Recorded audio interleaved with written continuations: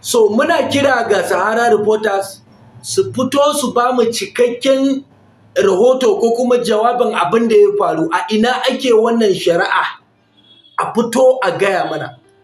Idan ba haka ba, muna kira ga Sahara Reporters su bar kawo fake news, saboda labarai irin wayannan suna da capacity na kawo yaki a arewacin Najeriya, a ƙasa gaba ɗaya. Wannan shine gaskiya, saboda hakan ya nuna da cewa gwamnatin Najeriya ko kuma gwamnatin jihar Zamfara ba dokan ƙasa take bi ba, amma dokan musulunci, wanda muka san Shari'a Court tana ƙarƙashin dokokin Najeriya ne da kundin tsarin Najeriya.